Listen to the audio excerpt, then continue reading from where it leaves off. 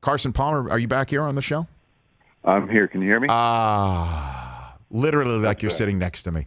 So let's get into that again, because you said at the time that it was all going to work out with Brady and Arians. This was back in the offseason, and now here they are in the Super Bowl. I give you the floor on. Did you even think the Super Bowl was possible for that? Well, I thought it was possible. At the end of the day, Brady left, and he just went to the best roster. I mean, he had the opportunity to pick. He wasn't being traded like Stafford and Goff. He had the opportunity to find the best roster, and the best roster happened to have one of the very unique and different coaches, especially different from a Bill Belichick style with Bruce Arians. So I really think it's turned out to be a great recipe with Brady and Gronk coming. The weapons they had on offense, all the draft capital they've had over the last couple of years with Levante David and Devin White defensively, the young Winfield corner that's moved to safety that's in his first year, and then the pass rushers they have with Shaq Barrett and Jason Pierre-Paul. It just turned out to be a Super Bowl recipe for those guys. The Brady-Arians relationship, as you saw it all year long, I was just referring to the first couple weeks. It was like, well, Arians is saying stuff publicly that Brady's never heard from Belichick, and that might grate against each other. How did you see that playing out, the early parts of all this? Just exactly as I expected, because I went through it with Bruce in my first couple of years. That's what players and his players respect about him, is he doesn't sugarcoat it. He tells you like it is. And I think, you get, especially now with these kids that are getting recruited through social media and all the kind of the pats on the back they get coming up, and then they get to the NFL, and there's egos involved, and Bruce doesn't care about any of that. Bruce will tell you if you're playing good football, he'll tell you. If you're playing bad football, he'll tell you, and he won't bite his tongue when he's asked about it in the media. And I think, if you have a thin skin, that's going to wear on you. But overall, I mean, I think it's a breath of fresh air for players. It's just this coach tells it like it is. He's going to keep it real with me from day one in the season until the end of the season. And that's just not the norm nowadays. There's so many coaches that are so worried about walking on eggshells and saying the wrong thing and setting the player off. With Bruce, you don't have to worry about that. He's going to tell you whether you're playing good or bad. And like I said, he's not going to change his tune when he gets a microphone in front of him. And then, of course, throughout the season, Carson, as it was playing out, the offense did not look clearly as on point as it has looked over the last 6 weeks or so. I know you got a life, you got a wife, you got kids, you're up there in Idaho. I don't know how much you were paying attention to the Bucs, snap in, snap out. But was there a moment where you watched it and you're like, okay, I know this offense, I know how it can be operated, and I know Brady, and I know that this is now something they've gotten? Was there a moment where you had that watching them at any point? No, I don't. It didn't seem to me from a viewer and spectator that's what happened. I'd be surprised if players in that team said all of a sudden there's a light switch that went on in week 10 per se. But the first couple weeks of the season, I was watching the system they were running, a lot of the plays that I used to run, and seeing some of the errant throws that maybe were called errant by a commentator, but really Brady thought that the receiver was going to break a little bit higher of an angle and they came out flat, or vice versa. Those are just you didn't get a full training camp, you didn't get a whole OTAs and a whole off season together with his new guys in that new system. So there was a lot of miscues early, which was totally expected. I think back to my first couple of years with Bruce, and in that year one, first half of the season, there were so many frustrating moments. And I think you saw that on Brady's face, the frustration with it. It's a simple play. It's a simple read. It's a simple throw. But if you're not on the exact same page with that receiver, it's an incomplete pass. And that gets really frustrating, especially when it comes up on third down or inside the red zone.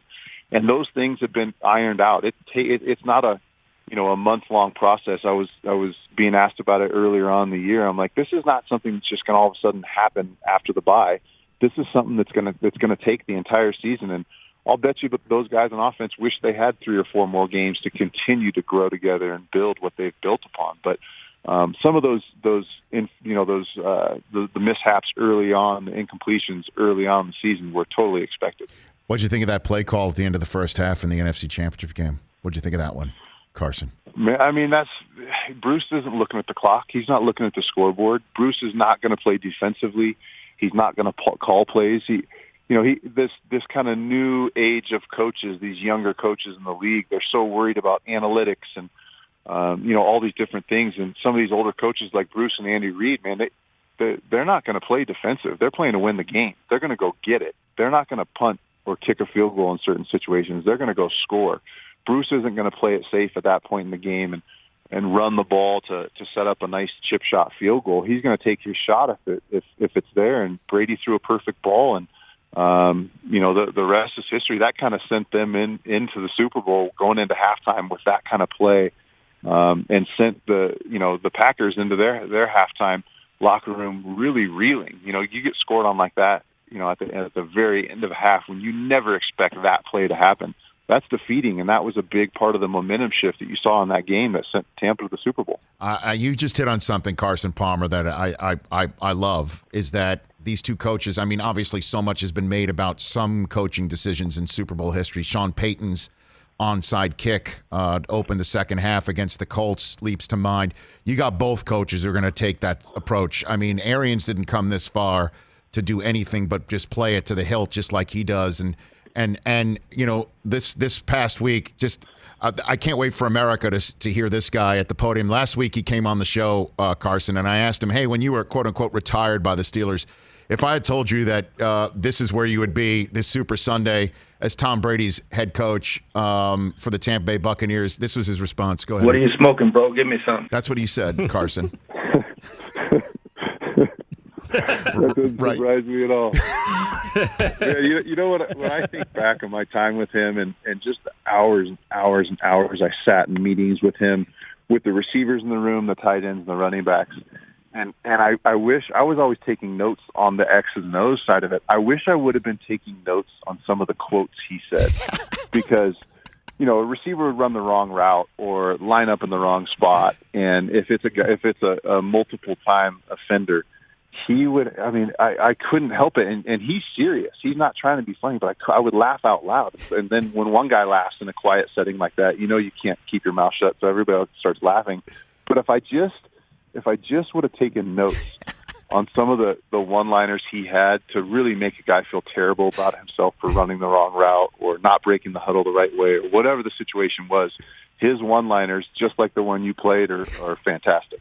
What do you say when I said, how you feeling? He said, if I was feeling any better, I'd have to be a twin or something like that was another line he dropped. I mean, he's just full of them. He is one of a kind.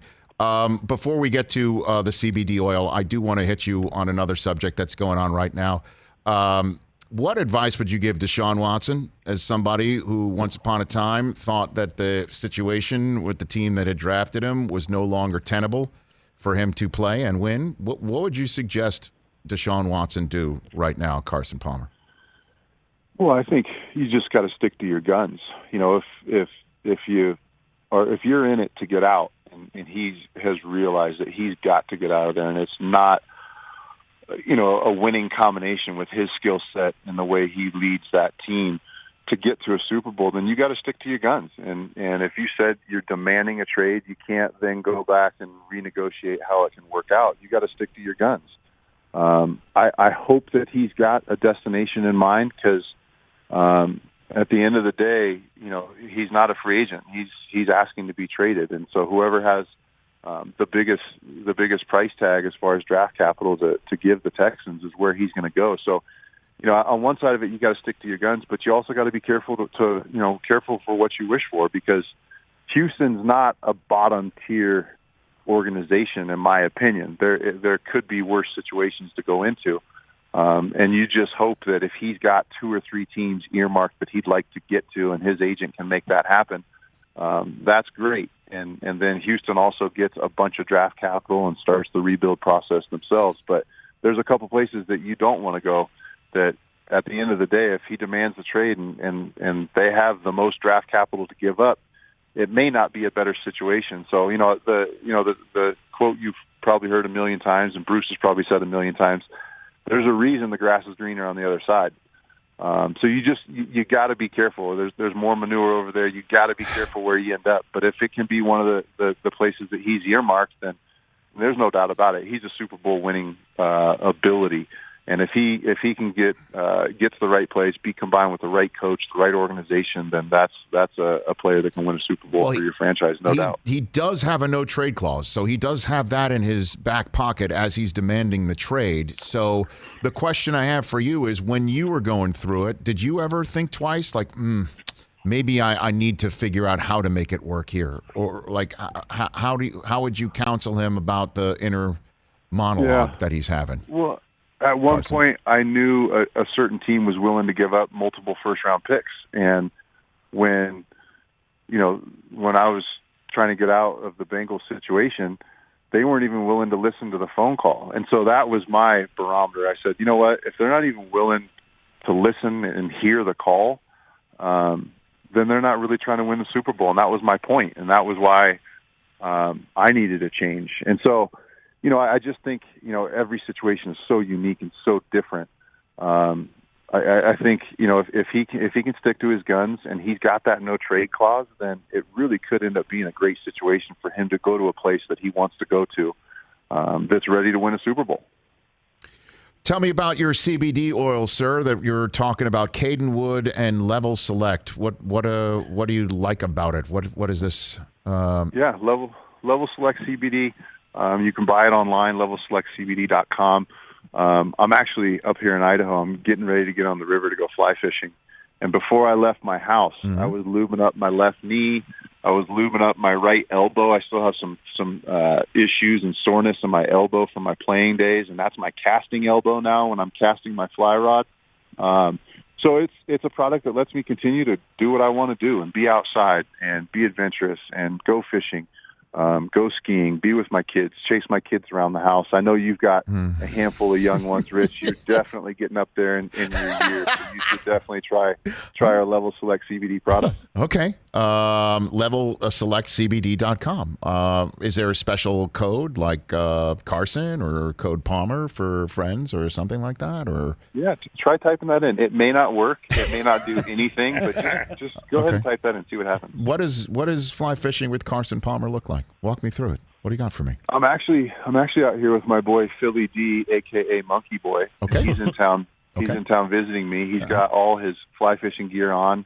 He's kind of getting pissed. He's ready to get on the water. He's wondering why I'm not hanging up this phone. So he's kind of putting the pressure on me. But it is a beautiful day. Elkhorn community misses you right now, Rich. It is sunny. It's a bluebird day. It's 36 degrees, which is perfect for fishing. Well, we're on in Boise. The Rich Eisen Show's on there, so they're hearing it right now, and they're telling Monkey Boy, back off. I'm enjoying the conversation with Rich Eisen and Carson Palmer. I mean, but I don't want to take you away from it any longer. I appreciate the call, Carson. You are the man. Thanks for the 2 cents. Love talking to you, Rich, as always. Have a great day. Best year fam. That's the one and only Carson Palmer, everybody. Hey, you watched all the way to the end. Thanks for that. Watch more right here.